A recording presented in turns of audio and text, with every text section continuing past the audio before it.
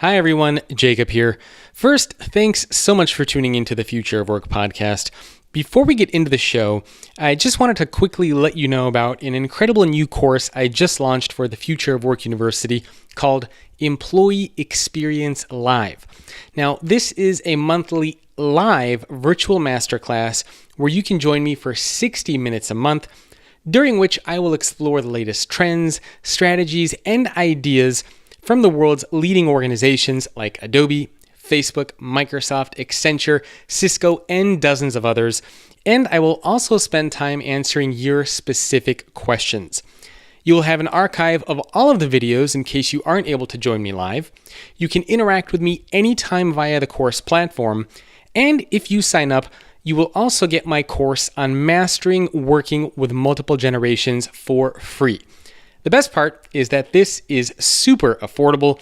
To learn more and to sign up, visit employeeexperiencelive.com. That's employeeexperiencelive.com. Please don't forget to rate and review the podcast on whatever your preferred listening platform is.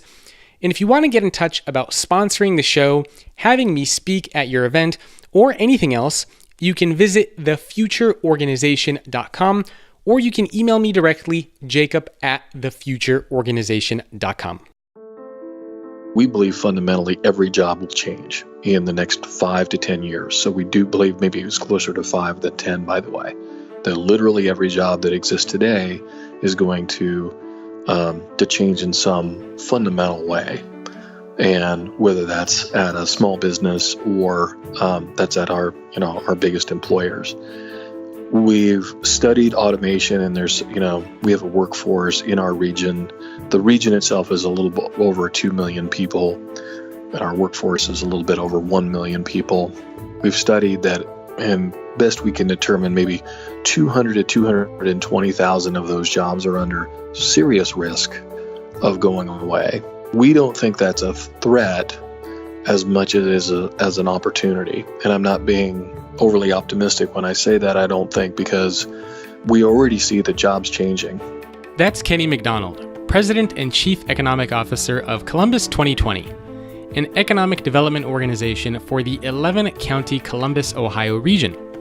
This initiative was started back in 2010 by a team of more than 20 economic development experts who wanted to actively do something to improve their area after the 2007-2008 recession.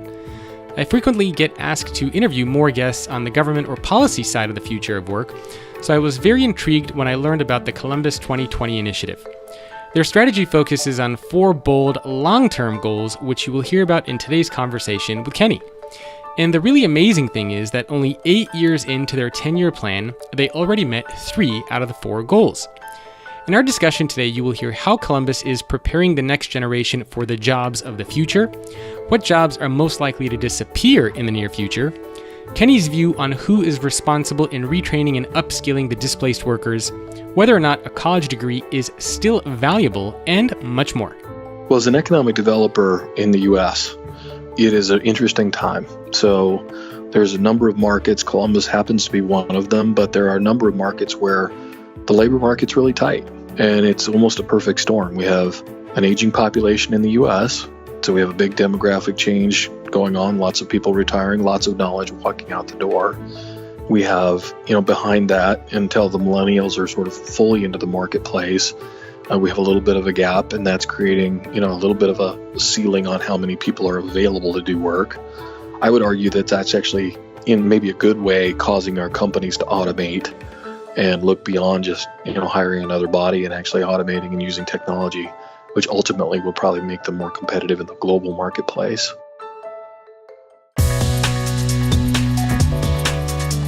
This is Jacob Morgan, best-selling author, speaker, and futurist.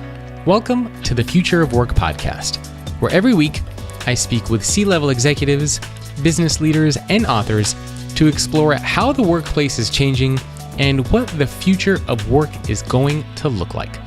The goal of this show is to give you the insights, the ideas, and the inspiration to help future-proof your career and your organization. If you want to get access to more content, such as podcast transcriptions, and information on working with me or having me keynote your next event, you can visit thefutureorganization.com. If you get a few seconds, please rate the podcast on iTunes or whatever your preferred channel is.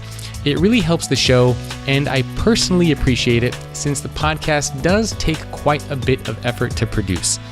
In case you are interested in sponsoring the podcast or working with me, my email is jacob@thefutureorganization.com. Lastly, I launched a new community called The Future If, which is a network of business leaders, authors, and futurists, some of whom are podcast guests, who explore what our future can look like if certain technologies, ideas, approaches, and trends actually happen. Each week, we explore a new topic, which ranges from autonomous vehicles, AI and automation, leadership and management, biohacking, and anything and everything in between. If you want help figuring out hype from reality and are interested in having deeper conversations about the future, then I encourage you to visit thefutureif.com. Thanks for coming along on this journey, and I hope you enjoy the Future of Work podcast.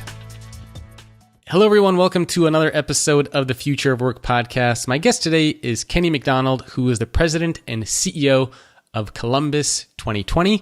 Kenny, thank you for joining me. Thank you for having us. It's great to be in this conversation. Oh, yeah. I mean, I think people are going to learn a lot from some of the cool stuff that you guys are working on. But before we jump into Columbus 2020 and what that is, why don't you give us a little bit of background information about you and Sure. How did you get involved with this initiative? Well, I am this is my 25th year of working professionally in the field of economic development. So I am an economic developer, I admit it, and proudly. And I've worked in various communities around the country: Savannah, Georgia, Albuquerque, New Mexico, Charlotte, North Carolina, and now here in the Columbus, Ohio market. And work on behalf of urban areas, metro areas in all cases, and have seen over a period of 2 decades how our profession has changed, and that workforce and the workplace, how that's changed dramatically, and in fact how it's made a huge difference in how people make location decisions. And so my role here at Columbus 2020 is to be president and chief economic officer of a team that is helping our local companies grow, as well as reaching out to great companies around the world, including overseas, talking to them about where they're going to put their next locations and where they're going to hire their people. My mother-in-law lives in Savannah, Georgia, so it's small. Super place. Yeah, it's a wonderful place, and I've had the opportunity to visit there, and it's beautiful. All right, so let's talk a little bit about Columbus 2020. So maybe can you start with a high-level overview around what it is, and then maybe we can talk about some of the specific programs that you guys have going on. Sure. So first and foremost, it's an organization focused on the Columbus, Ohio metro area. So multiple counties, 11 counties around the Columbus market that make up our metropolitan economy. And the charge of that is really what came out of what's called Columbus 2020 Regional Growth Strategy. And the question that we were trying to answer is, could we have the best decade of growth in the metro area's history? And that being measured by net new job growth, capital investment from economic-based projects that are bringing in companies that are expanding and new companies that are coming into the market, bringing new money into our market for us to grow the economy. And third, to raise per capita incomes by as much as 30% over the course of the decade. And I'm proud to say that, we started this in just after 2010, coming out of the recession in the Columbus market. And in fact, we've exceeded all of those goals a few years early, and we're now focused on defining how we're going to adjust our services and set new goals for our economy here and adjust our services to meet it. And the changing workplace and workforce is at the top of that list. Why did this initiative even happen? And not only why did it happen for you, but why did it not happen in more parts of the United States, or why isn't it happening in more parts of the world? Well, in some ways it is. So, we and myself personally am a big believer in the power of cities. And as we all know, there's sort of mass urbanization around the world. We're moving from what was 200 really important countries to 600 really important urban areas around the world. And Columbus, Ohio is one of those. And we think about, the power of how cities are small enough to band together and get things done, and big enough to have scale and be big trading partners with each other. And what got Columbus motivated was what got a lot of places, at least in the United States, motivated, and I would argue maybe lots of places around the world, which is the global recession in 07 and 08, and the devastation that sort of wreaked havoc across the housing markets, financial markets, and things like that, caused business and civic leaders, wherever they sat, to say, how are we going to get ourselves out of this hole? Columbus did something just slightly different than that. Certainly, they said, how do we actually recover from something like the Great Recession? But they ask maybe a better question, which is, recovering is not good enough. How do we use this as a catalyst to do better than we've ever done before? We're very fortunate to have a very diverse economy. It is a capital city, so major government sector, with a giant university, one of the largest in the world, with the Ohio State University, and a cadre of independent colleges around, so a little bit recession-proof from those industries. But we're a big retail sector, a big automotive sector, and everything. We definitely felt the recession here. And that caused those leaders to come together with public sector leaders, by the way, and say, let's try to answer this question. What would have to be true? What platform would we have to create so that we could really get out and compete and grow our economy and make it healthier, actually raise incomes across the board higher than they've ever been before? And that was the catalyst of the beginning of the 2020 regional growth strategy. You mentioned that now a big focus for you is workforce of the future. So when you say workforce of the future, what are some of the things that you're paying attention to? How is the workforce different? What are some of the trends that you guys are focusing on? Well, the Columbus market is really a super laboratory for that question, because we have so many different types of industries. We're a big Honda of America manufacturing has their headquarters here. So this is where all Acuras are made, and many of the Hondas and much of the R&D that Honda does. So a big automotive sector and supply chain around that. In that arena, that's changing very rapidly. Honda announced over the next 10 years, they'll be almost entirely making electric cars in our market. They've made Honda Accords and lots of Acuras here for, since the early 1980s. So that is going to require a different workforce. It already does. We're a huge finance and insurance center. So JP Morgan Chase is our largest private sector employer. JP Morgan Chase has their biggest technology team in the country here. They have a trading floor here. There are over 20,000 employees in our market. Nationwide Insurance and a cadre of other major insurance companies are here, headquartered here, and have thousands of people here. We see mass automation in many of the functions in finance and insurance. What is that going to mean to our future? And then we're kind of oddly, many people would not know this, but we were one of the largest retail and retail technology centers in the country, with much of what was the mall in the 1990s and 2000s, Victoria's Secret, Express, Lane Bryant, DSW Shoes, Abercrombie and Fitch are all headquartered here. And so they have big headquarters here, and then there's a cadre of great suppliers and people in their value chain, including store designers and people like that here. That industry is changing maybe more than almost any other in terms of a built environment where people are going to work in retail. And so we interface with the changes in the workforce and in the workplace every day in all those different ways. And we're asking ourselves, what will be automated? What jobs exist now and have existed for decades that maybe in the next 5 or 10 years are no longer going to be a way for people to earn income? How are they going to do that? How are we going to create that tax base out of that in the future? And so we consider ourselves a laboratory and are leaning into all of those changes.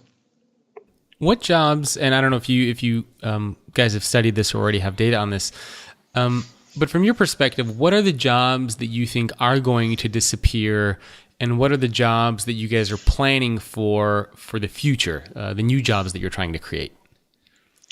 Well, it starts with a fundamental belief and a restatement of this in every room that we're in, every community room, every city council we meet with, that we believe fundamentally every job will change in the next 5 to 10 years. So we do believe maybe it was closer to 5 than 10, by the way, that literally every job that exists today is going to change in some fundamental way.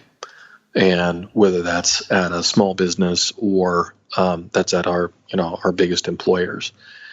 We've studied automation, and we have a workforce in our region. The region itself is a little bit over 2 million people, and our workforce is a little bit over 1 million people. We've studied that, and best we can determine, maybe 200 to 220,000 of those jobs are under serious risk of going away. Now, we don't think that's a threat as much as it is as an opportunity. And I'm not being overly optimistic when I say that, I don't think, because we already see the jobs changing. Ohio, Michigan, middle part of the country has so many manufacturing jobs. We've already seen this. We've seen what was labor-intensive, kind of unskilled positions become highly skilled, highly automated, computer-oriented. And quite frankly, most of the jobs that changed in that industry has gotten better and better over time, even if there's less of them. We see more customer support at a higher level being required as we connect our IoT devices to everything in our house, from our Alexa to our toaster to our refrigerator. All the things that didn't need customer support at a fairly high level, at a sophisticated level, now require that. So we think there's going to be thousands, maybe hundreds of thousands of jobs actually created in some of those sectors that don't exist today. We're a big e-com logistics center. So, the number one job in America is truck drivers. And as a major logistics center, obviously trucks aren't going away overnight, but over time they will. And they'll be automated. We're testing some of that on some autonomous corridors that we're building in our region so that we can be a leader and not a laggard in those spaces. It's funny, as soon as you mentioned Alexa, my little device popped up, was getting ready for its voice command. All right, so you mentioned that like 200,000 plus jobs that you guys are looking at are going to go away. What sort of jobs do you think are going to disappear? Are they specific jobs in specific industries? Like where is the biggest opportunity, as you put it? Let me answer that in maybe a bit of a different way. I'll give you an example of what one company has recently done, and I'll name the company. But there was a major company that we had that met with their IT staff, and they kind of had a town hall meeting of their associates that work in the field across the board. And they said, so I want us to think about this in a different way. Everything that we don't like about our jobs, the repeatable, kind of grudging things that you have to do on a consistent basis and do over time, but can actually be predictable. Let's go to work right now in earnest, automating those things so that we can start focusing on higher value things. So in that case, and this will have to play out over time, but I think if people think about automation and machine learning and AI and stuff that way, they'll lean into changing the things that are repeatable and kind of, if you will, quote unquote, dumb activities and it will start to allow humans to actually start working on those things that do require complex thought and social awareness and things like that, and are higher value. And I don't think that company would lose a single person in that. They may even actually have to hire people, but they would actually make the jobs a little bit better, maybe even more rewarding as people are doing higher value work. That won't be the case in everything. Some things will certainly be job loss in some fields, but that's a really interesting way to look at it.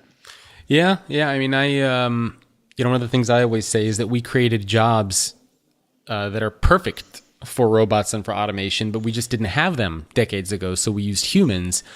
And now finally we have the technology that's ready to take over the jobs that we designed for technology to begin with. And I also hear several stories from the executives that I interview, like Accenture was one of them, where they automated 17,000 jobs, but they didn't lose a single employee. Right. And they automated all the jobs that were in finance for number crunchers, what we would call in a nice way. And then they upskilled all of these employees and basically taught them to be strategic advisors to their clients instead of simply just crunching numbers. And that also has ancillary impacts. So as we think about that playing out, then the workplace starts to change, right? So we do feel, we're also in the business of helping people identify where they're going to locate and which what building or what kind of site or what kind of campus they're going to build in our market. And to me, a fascinating element of this is as those things change and you're going to allow humans to interact with each other, and you require them to convene in different ways. How they build their offices and stuff changes pretty radically too.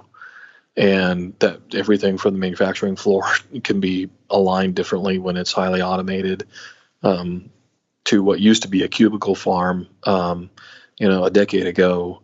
You're not going to see that, but in very rare instances, you're going to see offices be places where people gather, convene, meet, but they're not necessarily sitting in a singular space over a long period of time, sitting down and not interacting with other humans. So I would offer that might be more rewarding and healthier for everybody as well. Yeah, for sure. But if we go back to this idea of jobs, what do you think because obviously a lot of people who are in those industries, whether it's manufacturing or whether it is truck driving, a lot of those people are very worried and concerned, and even a lot of knowledge workers too, that are typically doing those types of routine jobs. So I'm really curious, who's responsible for the retraining and the upskilling? Because we hear a lot of debate back and forth. We hear a lot about like the skills gap, jobs of the future. How do we solve the problem? So I think that it actually starts with kind of a combination of the community and the major employers getting together to have honest conversation about this. And that may sound easier and socially more acceptable than it may seem. Let me give you an example. If I'm an employer and I'm saying, wow, my work is changing pretty radically, I think this is going to have a big impact on my employment base. The currency between a major employer and its community oftentimes is how many jobs they create. How many working full-time people they have that are creating a tax base for a community. And so their interaction with the mayor and everything is built on that currency. And I think that it's time for really honest conversation to say, this is the future of how our work is going to be. This is what is required. It's going to make we have to make some hard decisions about it, but we also think there's big opportunity here. Here's what we're willing to do in order to reskill and upskill our people so that, instead of just firing everybody and hiring a new set of employees that can work at a different function and in a different way, how do we take talented human beings and actually upskill and reskill them? It requires employers make a commitment like they always do. I mean, I would say our clients, the companies that we work with here, the ones that we recruit into the market, I'm constantly fascinated about how much they care about their people and how they're trying to do this. But they also need to have honest conversations with the traditional education and workforce delivery system, because there needs to be radical change in that field as well. And we start to see it in our market. We have great institutions like Columbus State here who are working with employers like Honda, saying, how do we actually get into the high schools and start to explain what that career and that job looks like to a middle schooler or somebody in ninth or 10th grade, and what that job and that career could look like. It's going to be highly automated. Perhaps I'm nearly 50 years old, so when I was in high school, a manufacturing job, the perception of that was much different than it should be today, although that perception hasn't changed in many cases. That kind of honest, open conversation with parents and kids and academic partners is beginning to happen, but it needs to go to a whole nother level if we're gonna get across this chasm with as least amount of pain as possible. Yeah, I couldn't agree more. Well, let's talk a little bit now about Columbus 2020, because you guys have a lot of initiatives that are a part of this. So why don't we start with, I think, what are there, like 4 or 5 different things that I at least saw in the email. But let's start with one aspect of Columbus 2020 and jump into one of the programs that you think are unique or special. Okay. Well, I think one of the special things we do, and this is actually done across the country by economic development organizations. We like to think that we do it pretty well, and whether we call it a program or we just call it our standard operating procedure is, we're kind of a conduit and a liaison between the government sector, the academic sector, and the employers themselves. And as they consider a location to expand, they had people, had capital, had equipment. It's a big strategic decision, whether you're running a coffee shop or a major Fortune 500 company looking for a major tech campus. Many of the decisions are the same. Where am I going to find the talent? Can I get that talent at the right cost? And does it give me the ultimate access to achieve my business objectives? And we're a guide in that process, and we are doing really hundreds of things for those people looking throughout the process, including, and I'll drill down on this because this is the topic, with the evaluation and the implementation of hiring and retaining quality workforce. We first, and this is again something that we do on behalf of companies at no cost, but we are giving them comparative information so they're making a good decision about, can they be successful in a given market? Can they get access to people with the relative skills that they may need in that market? And that goes pretty deep. We use some fairly sophisticated tools that are helping them evaluate whether they can actually hire enough people and that they could continue to grow over a period of years. 2, we're then walking them through the process and introducing them to other employers so that they understand the societal norms, whether that's shift work in a manufacturer's case, or it's how do you actually find quality tech employees in our market, what mediums, what channels do you need to reach out to within our market, and where are those people living and how are they commuting to work, whether that be on a bird scooter or in a autonomous vehicle, or they're commuting from a traditional suburb. And then as we begin to recruit, there are teams in place that are basically holding the hand of the employer, helping them be successful in that market, all the way through to success in hiring the initial workforce, and then just ongoing maintenance and aftercare with that client. That is the biggest, quote unquote, program that we offer, that we are, for those companies that are expanding, we are going to do all of those things on a repeated basis. And it is all we do every day. So we're experts at it. Most companies are only citing, an office every 4 or 5 years. They're not doing it all the time. So they're not experts, and we can really help them with that. So essentially you're like the strategic future of work advisors to the companies that are there. Right. And that infrastructure exists all over the country. The U.S. is very a very interesting place from an economic development standpoint, that states and cities it's this network of professionals that work, and I think a lot of times in the newspapers that's pitted as a giant competition, but it really is as a built-in network of professionals to help companies be successful and hire people and grow their companies with good, straightforward local advice and connections to public and private resources in those markets. That exists all over the country. A lot of times in countries around the world, that's only done at a national basis, and it's not done at a local level like it is in the U.S. And so I always think that's a great strength of the country. Yeah, for sure. Well, I read that one of the things that you guys had, which I thought was pretty cool, you had the Smart City Design Challenge. I believe it was for middle schoolers.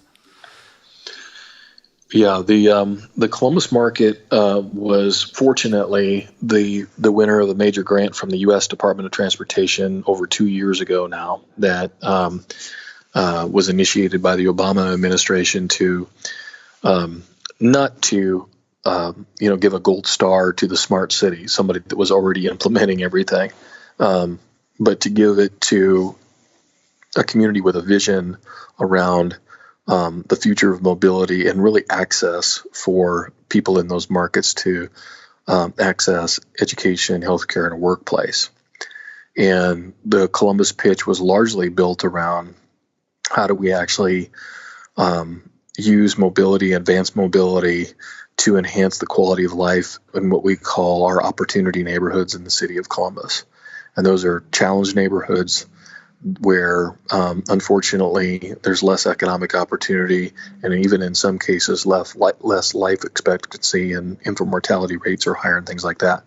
How do we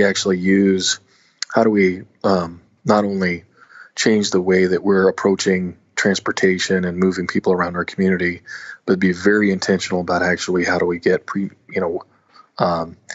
single mothers in those opportunity neighborhoods to their prenatal care visits at the hospitals, so that we're using mobility as an advantage, not a disadvantage, and we're taking off the table the inability by some to access quality, safe transportation to and from those visits and things like that.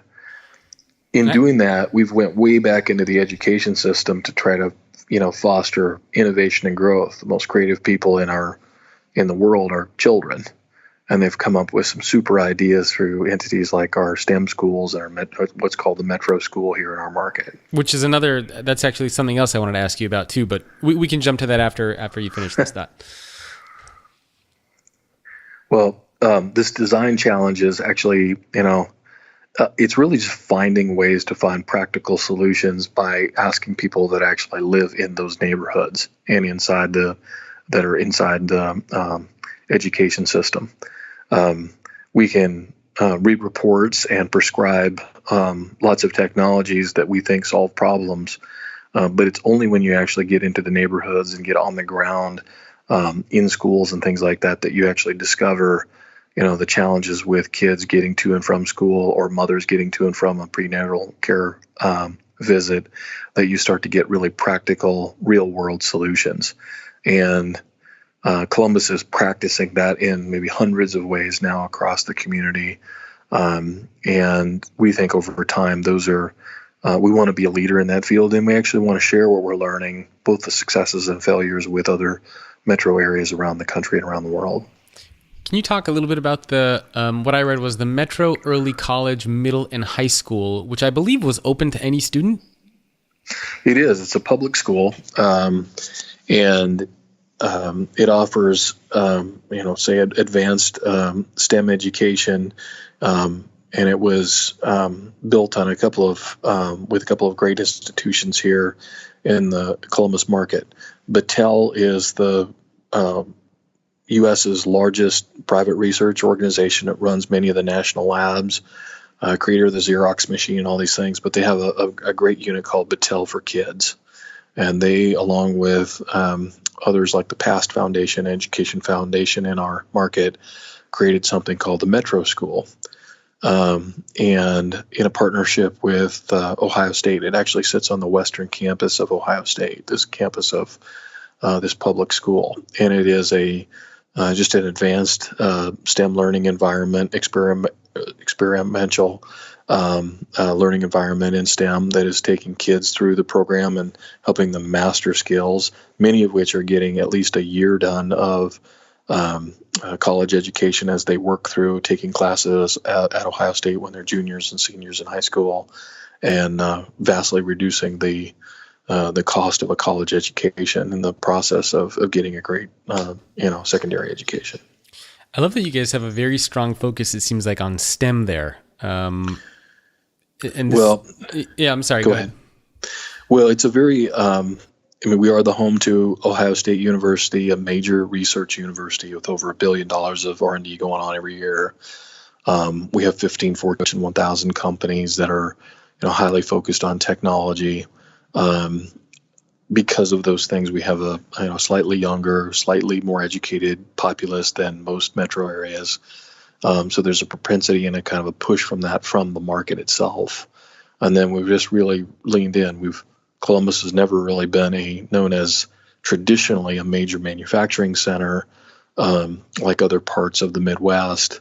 Although we do have manufacturing like Honda and everything, those came relatively in the modern era here the last 30 or 40 years. So a lot of what we have is fairly advanced, and the need for those skills, particularly in technology skills, whether that's devising a smart app for JP Morgan Chase, or it's working to develop the next Acura supercar, there's ample opportunity to apply the skills right here at home, and they see some of the world's best employers doing that right on their doorstep. So you are teaching students all of these emerging skills, which I think is pretty unique. I mean, I even read that you guys have like one of the first, I don't know if it was a major or a program, but specifically focused on esports, which I'm not aware of any other educational institution that has anything around esports. But it really seems like you guys are trying to understand kind of like what some of these future areas are and actually designing programs around them, which is, I think, fascinating.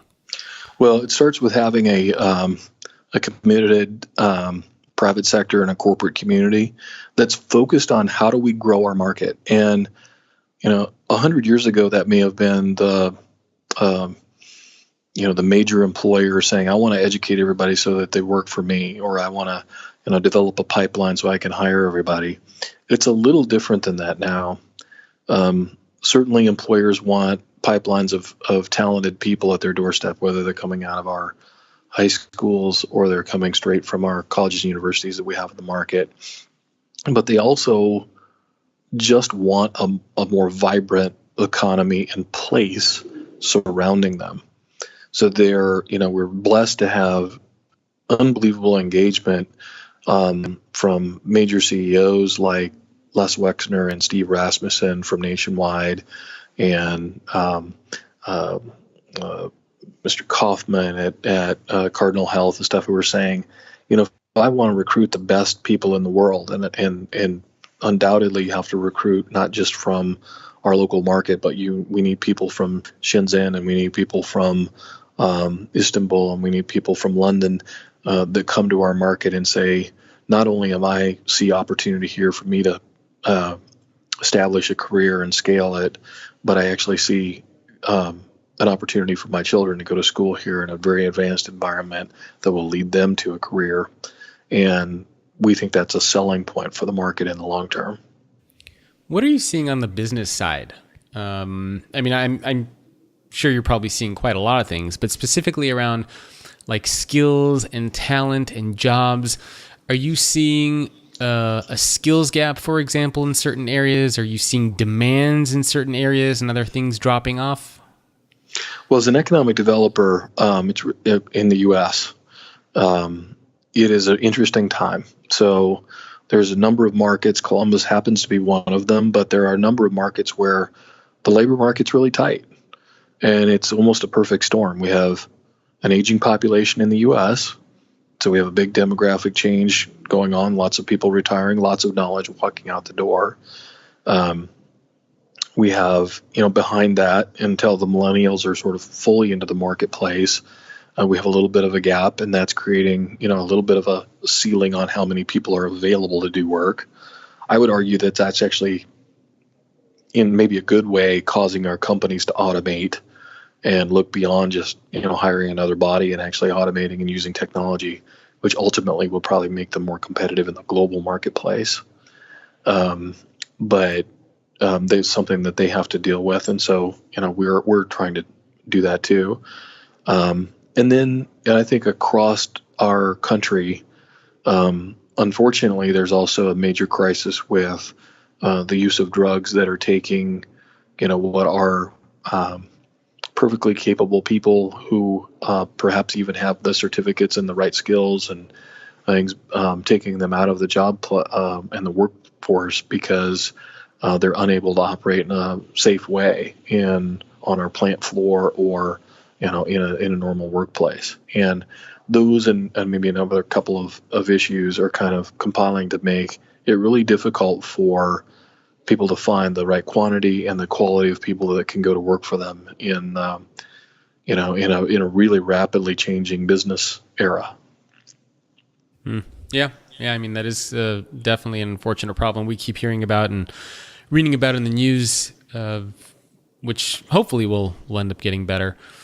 So we talked about a few things that you guys are working on. I mean, you have the smart city stuff that you had for middle school kids. STEM education is a big program that you guys are doing. New majors in schools that you're introducing and new programs there. Two other things that I had a note here to ask you about were doing hackathons in college, which I'm really interested in, and also something that you have called the Digital Flagship Program. So maybe we can talk about each one of those things and what those are as well. We'll start with the Digital Flagship, and while I won't do it justice, it is at least at this point, it's first of its kind relationship between Apple and the Ohio State University, which is putting in the hands of nearly 8,000 freshmen every year advanced Apple devices, and not only as it's not some gift that allows a kid to just operate and give them a computer to start their day. Maybe lots of schools do that, but it's literally changing the entire campus and learning environment as faculty adopt it and start to use the devices for not only the execution of a curriculum, but the development of a curriculum. And so that I give huge credit to the leadership of Ohio State, President Drake and Provost for leaning into that partnership and doing a major project with one of the most valuable companies in the world. And, it's starting to have, like anything else in technology, starting to have other impacts. It's become because of all of the advanced Wi-Fi that's required to with those devices. It's also upgrading the technology and the infrastructure at the campus, enabling all kinds of other things to happen with other devices and stuff too. So anytime you lean forward with technology and you do it for the right reasons, I think a lot of good stuff happens. So the partnership with Apple, so you said I think it was 8,000 devices, and this is for students to just kind of like learn how to develop apps for Well, it's really how it's your device. You're handed this device, and the reason I say 8,000, there's 8,000 freshmen roughly every year from around the world that come to be part of the campus here. There's nearly over 60,000 students here in the middle of our city at Ohio State's campus, and over time they'll all have these devices, and as they evolve, the more advanced devices. But it's really actually how the curriculums are given to them. They're on the devices. A lot of their classes are actually delivered that way. And so it isn't just something to watch Netflix on and to have in your dorm room. It really is it's an educational tool. And then Swift programming and all kinds of things that come along with that.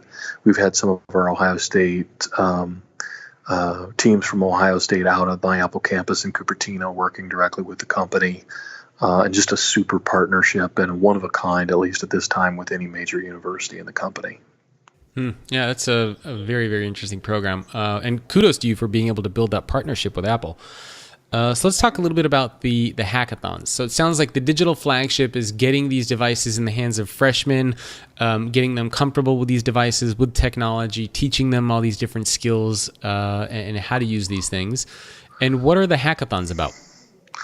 Well, we're doing this across the community. I'll focus on one way we're doing it, and it goes back to something we talked about just a moment ago, as we actually started to have hackathons around issues that in the Smart Cities initiative. And so marrying the two, you take bright Ohio State students who are, some are in the computer science programs that we have, but others are just interested and have skills but are in different fields. They're actually coming together around hackathons to focus on challenges that the Smart Cities work is surfacing. And that might be, how do we actually develop a operating system for collecting data? It might be, how do we actually develop a digital transportation payment system? So we solve first and last mile issues with people, getting to mass transit stops and reliable transportation to and from things. They've come up with all kinds of solutions. Probably can't go into detail about each one of them. That would go beyond my capability. But they're obviously solving problems. Using the intellectual capacity that we have in this market, particularly from young people and people with living in the environments that are able to provide real world solutions that are moving our community and our economy forward. What do you think individuals need to be doing? So we talked a little bit about the role that cities play, the education, STEM education, changing majors, kind of upgrading the things that they teach students. We talked a little bit about companies and the role that they play. But what about individuals themselves? Isn't there some sort of kind of like drive that individuals themselves need to have to kind of stay relevant and upskill? Well, there'll be an incredible amount of responsibility that comes with being an employee in the future, more so than that we've had as we've entered the workplace in the last several decades. It used to be that if you did your work, you got the diploma, you got the certificate, and you applied yourself a bit. You were able to get into the workforce and to begin your career wherever you started that in whatever industry. And it may have stopped there for many people. I mean, there was some continuing education. The velocity of which continuing education is going to be required for you to be a competitive employee in the future is going to require that a lot of responsibility. So you're going to be responsible for raising your hand and saying, I want that training. I'm willing to make a little bit of a time sacrifice to learn that skill, to evolve as technologies evolve and continue to my career. People that are willing to do that are going to have tremendous opportunity, maybe even greater opportunity than we've ever seen before. But those that are unwilling to do that, or perhaps don't have the insight and aren't given the roadmap around that, are going to have a difficult time. And while employers and communities can do a lot of things, ultimately it is an individual responsibility to take charge of the career. And we've got to make sure as a community, we make sure that's accessible and inclusive for everybody. But it's going to be a demanding time for the individual as well. Yeah. And I'm glad you mentioned that, because I think a lot of people sometimes assume that, we can just rely on schools, just rely on companies to teach us everything we need to know to be successful. But it is going to be more demanding for individuals as well. But I suppose the good news is we've also never had access to more resources than we do now. So, I mean, we have the ability, at least. We definitely have the ability. We have the programs. There's more thoughtfulness in it. I do think there's, thankfully, a recognition around the country that, while we've had a great economy, certainly in the U.S. for a long period of time, and over this past decade, You can point to a lot of places that have done really well, but we continue to have a big divide, and it's a social divide, and it's a technology divide, and we've got to close that gap in order to achieve and build a better foundation for the future. And there's just no getting around that. We're going to have to spend more time, take more care, make sure that we are equipping people so that they not only understand, but they have access to achieving those possibilities. But that last step has got to be the individuals. That last step has got to be the parent urging their son or their daughter, and exposing to that, and then ultimately it's the person themselves, whether they're 55 and being reskilled, or they're 22 and they're entering the workforce for the first time in a big way. So I guess let's say let's say you had a friend who was 40 and they were kind of in this space where they were trying to think about the future of their job and their career, and they were a little unsure about what was happening. I mean, what advice would you give to somebody like that? Where do you begin to try to upskill yourself, teach yourself new things? Any suggestions or tips you'd have for people listening? Maybe several things.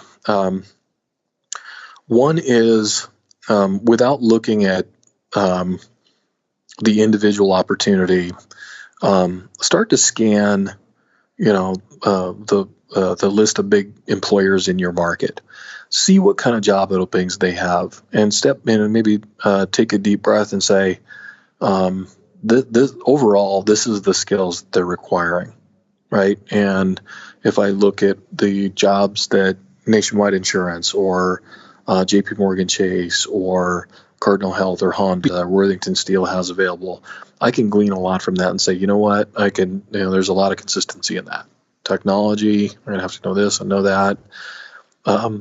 I can't stress enough talking to your community college leaders, and not, I think again, what is changing pretty rapidly is those campuses and those training programs and facilities that those institutions are building are real time. If you want to know what jobs Amazon has in place, I would look to them and go talk to somebody at the community college and say, hey, how are those kind of companies actually working with you? They're doing great things. Huge partnerships between Columbus State and Amazon and Apple and people like that are they're looking there first.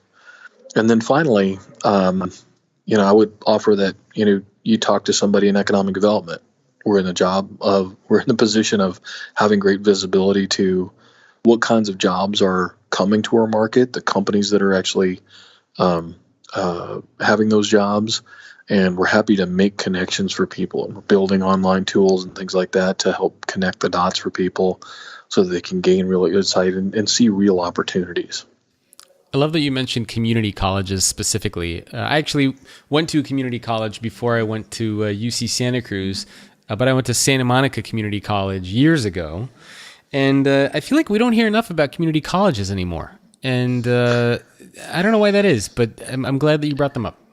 Well, I'm certainly not the one to say that four-year institutions are out of date. They aren't. They're getting a four-year degree, having a campus experience, and all that is awesome. And but it's also not for everybody and not required for every great career.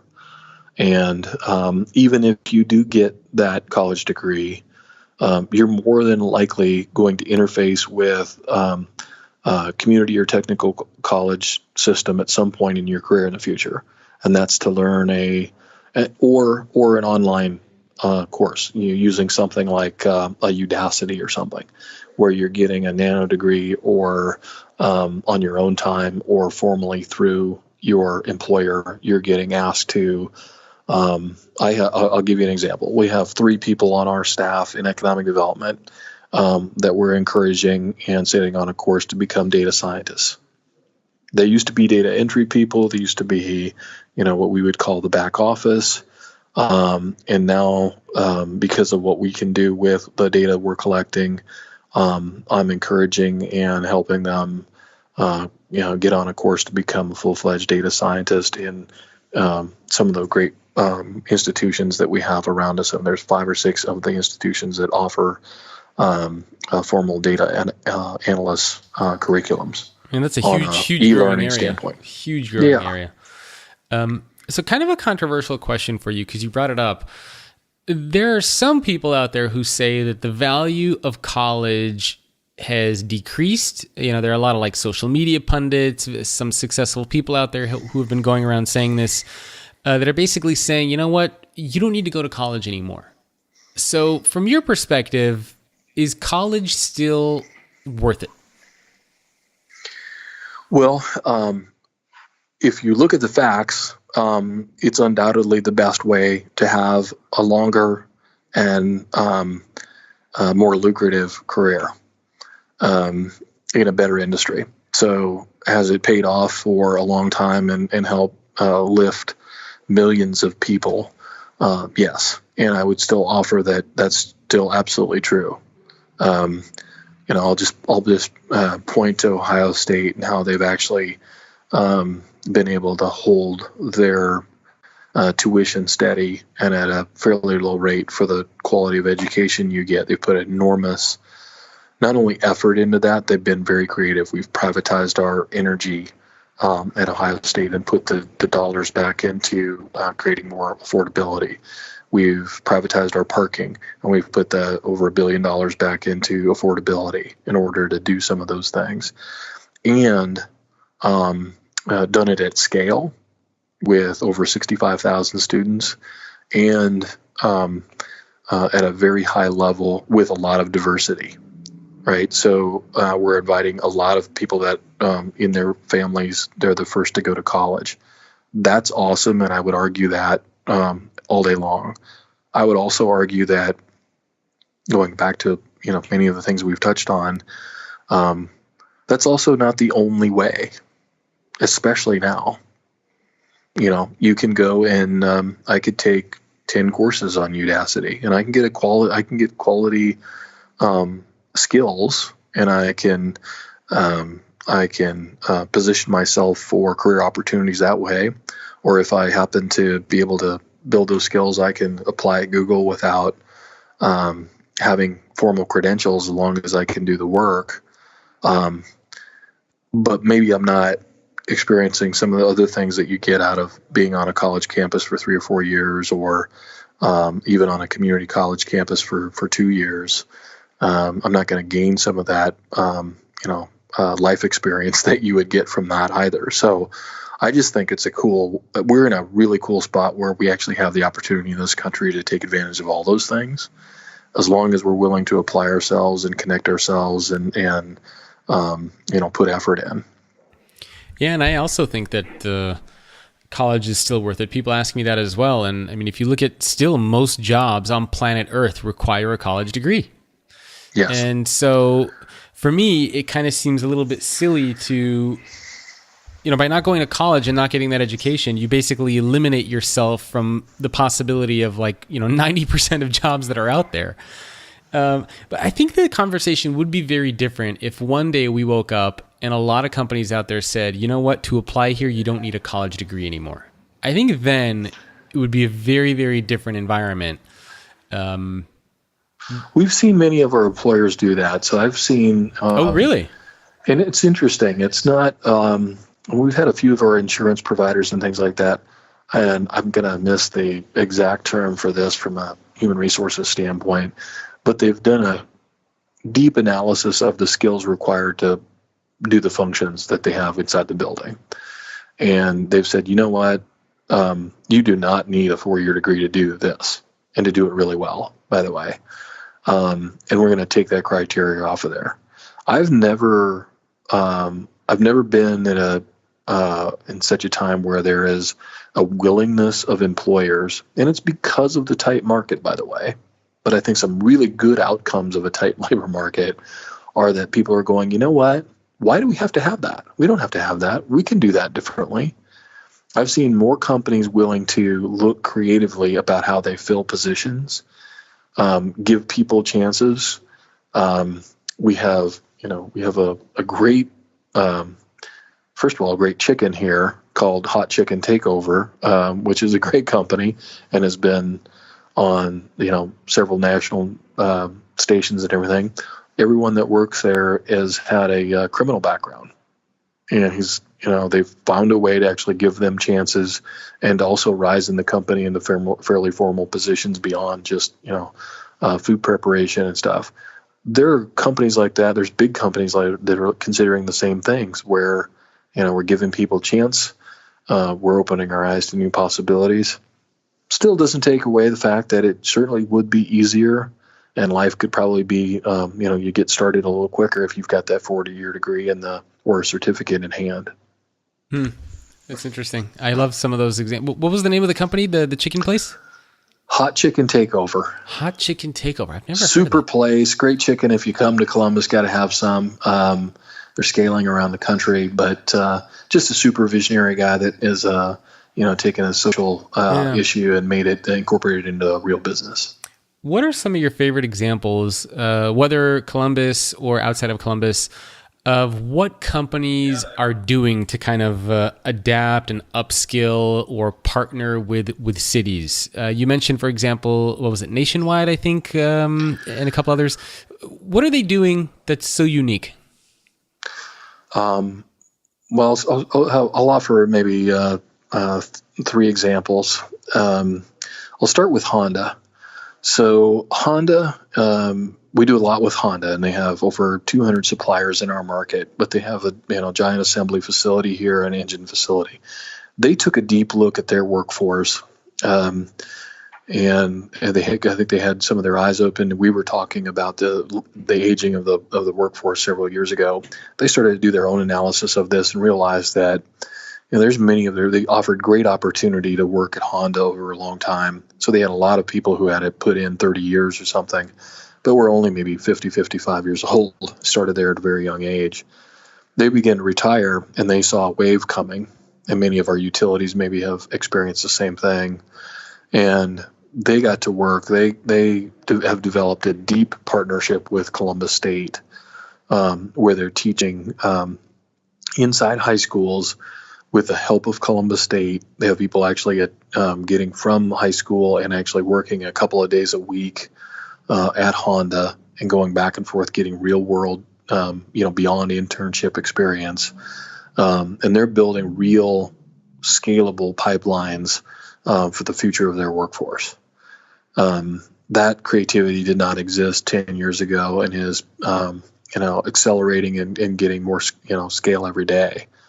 Nationwide Insurance, I could probably point to 100 things that they're doing, but they are super. They have spent a lot of money and a lot of time over the last several years thinking about the future of the insurance industry, and their commitment to technology. I mean, they're essentially a technology company disguised in the insurance industry.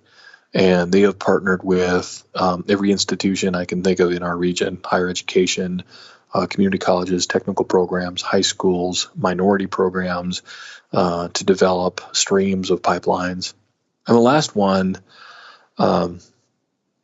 is I know that there are people beat Amazon up a lot, but if I go out to their fulfillment center and I see the kind of people that are actually working at the Amazon fulfillment center, we have 3 of them in our market. Each of them is, employs over a couple thousand people. They are doing vouchers with Columbus State. They have learning inside of the building that are teaching people to code. They have very aggressive ways to promote further education for their associates at higher education institutions, things like that. And they are they've become a super employer in our market, and they're changing the paradigm for what it means to work in logistics, because it's opening up opportunities up and down the value chain in their system, and they're really creating lifelong customers in the process. Interesting. Yeah, and those are some big names, so everybody should know those companies. Well, I know we just have a couple minutes before we wrap up. So for people listening to this that are working in organizations, what advice do you have for them I mean, is there anything that they can start doing to maybe better team up or partner with cities, with schools, to kind of take advantage of some of these things? I think everyone should. I'm very biased in this, and I have a unique perspective. But the future of your, particularly your metro area, your city that you live in, is really important. And it's important to know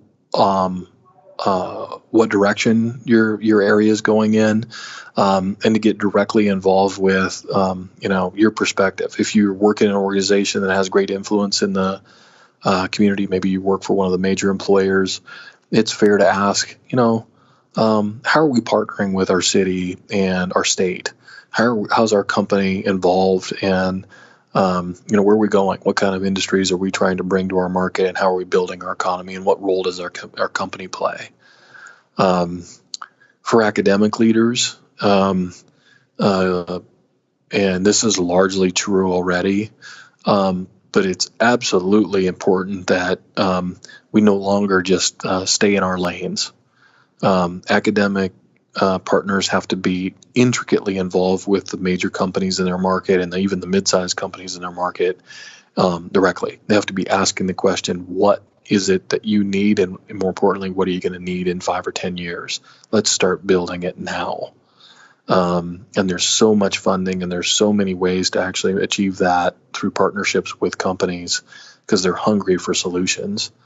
And then for those working in the community, we have a huge challenge in front of us. We've built great places, and our cities are doing fantastic things, but they're going to change more in the next 10 years than they have in the previous 100, with how IoT technologies are changing how we're going to communicate and move around our cities and get to our workplace. It's an exciting time, but daunting, and going to be hard to keep up with. Can't stay in a silo. Going to have to actually work together like never before. It's funny talking to you. There's like so much this sense of optimism, but then when you look at the media and what's going on in the world, there's so much like negativity that you would never know that all these opportunities and all these exciting things are happening if you just stick with with watching the news and reading what's going on. Well, look, and I think every one of those problems is an opportunity. It really is. When we see pain and suffering and disconnects and communities that have not moved forward and inequities, those are giant opportunities that we have more tools than we've ever had before to solve the problems. Totally agree. Well, very last question for you is, where can people go to learn more about you or this initiative? I know you have a fantastic website that has all these programs listed out. So anything that you want to mention for Columbus 2020 or for yourself, please feel free to do so. Sure. We'd invite everybody to come to columbusregion.com.